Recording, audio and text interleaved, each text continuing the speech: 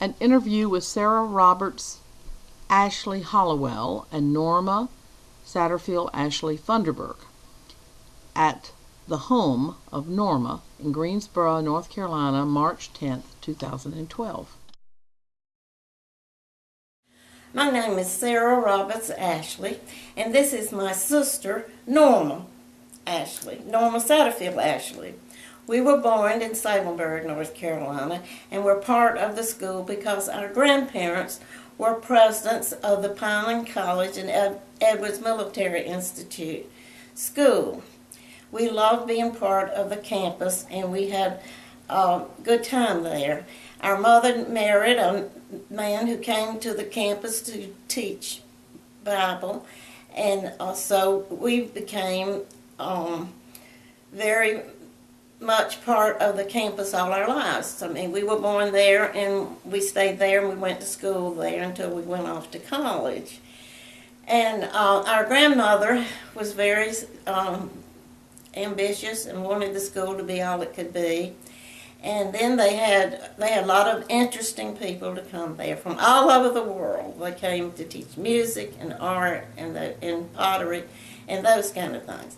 And one of the pieces of pottery that meant so much to them, that was given to them by a real stranger that came to live among them. And Norma has that. I have this in my home, and this was presented to our grandparents by Dr. Payne, who came there to help them with silk,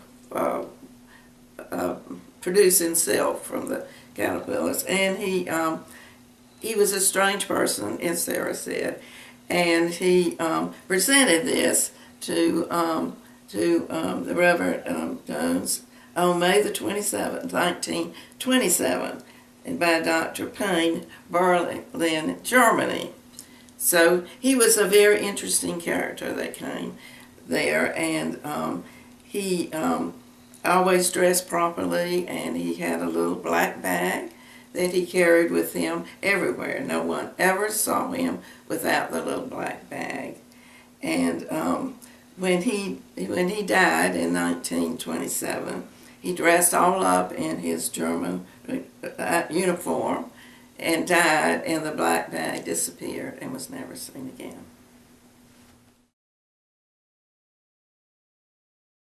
One of the exciting things that brought my mother and dad together was on an early visit to Pineland. Our father came from Duke to see the school and see if he would like to come there and teach. Well, my grandmother met him, and she took him around to show him all about the school, and she was very encouraged from the very beginning that he come there. So she tried very hard to get him his interest. And while on his tour, he went by Mrs. Sampson's studio, where she did a lot of paintings of portraits and other things, and introduced him to my mother. And she was there posing for her portrait. And so he finishes his interview, and he's very excited. And I'm not sure, I think it was a letter that we received later that he accepted the fact that he'd like to come there and teach. In the meanwhile, he was writing his older sister, who had been very helpful in bringing him up because his mother died early. That he had met the girl that he was going to marry, and that he would come to Pineland to teach and all of that. And so here he came in his little Model T Ford and was there on the campus, and a very good part of the whole thing.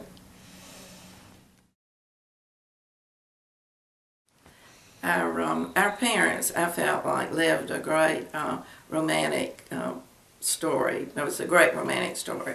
Daddy came to the school to teach Bible, and between going from Duke University on to graduate school, and as he was touring around, according to what he wrote to his sister, our aunt, he just saw the girl he was going to marry that day.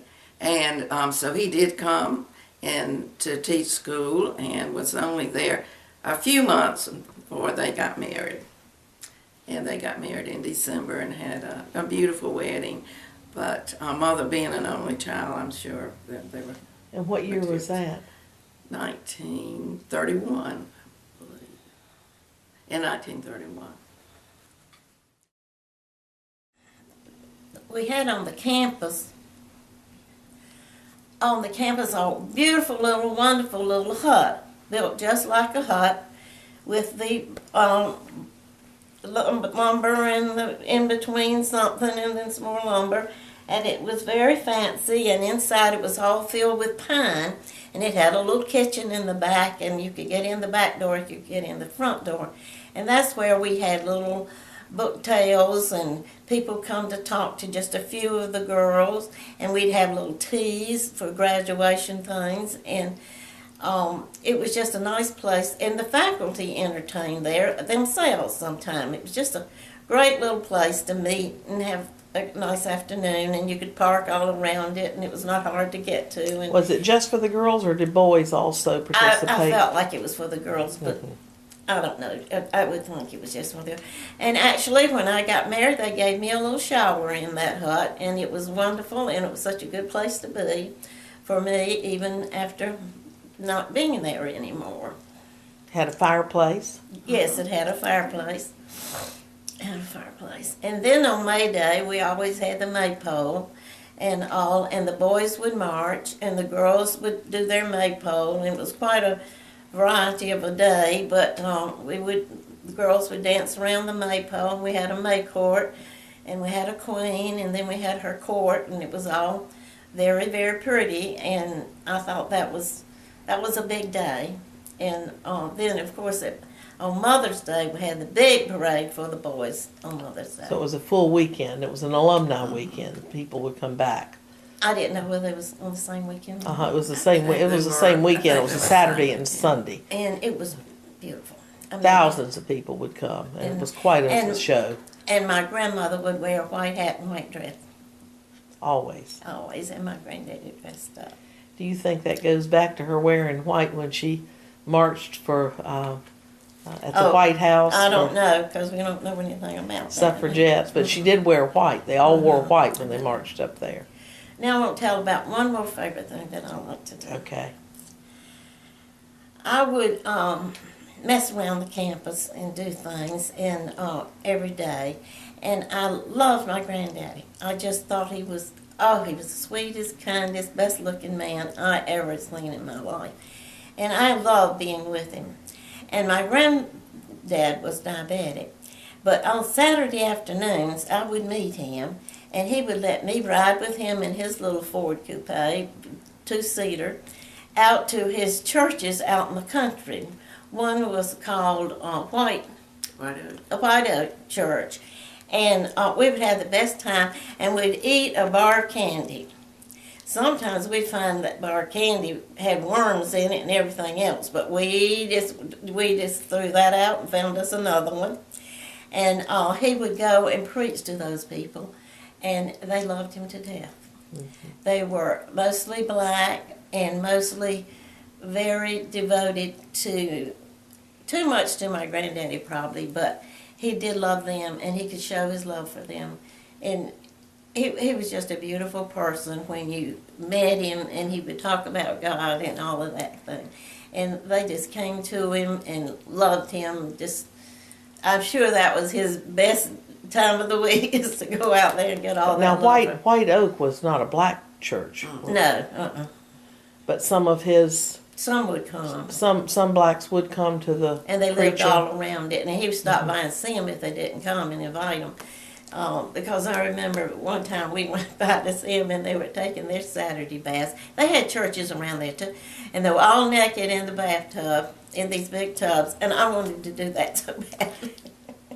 How old were you then? Well, I don't know. I guess I was...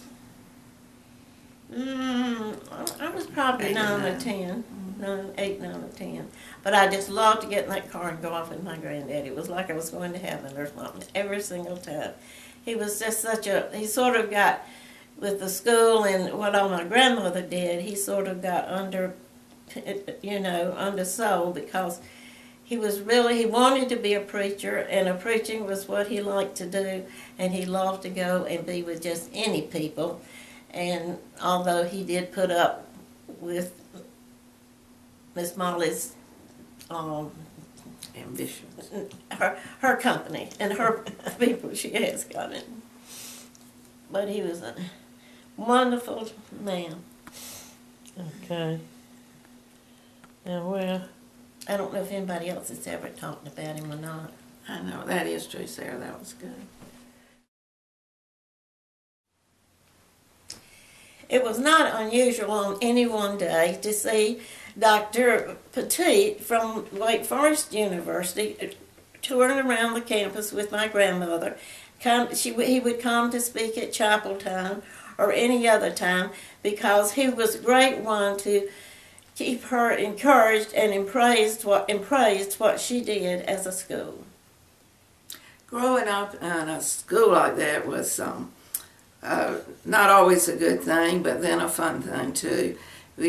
I started, and Sarah too, I'm sure, in kindergarten, coming on through Little Women with Mrs. Driver, and then on to kind of a junior high with Miss White, and we were different. I felt different, but then wanting very much to be the same as everybody else.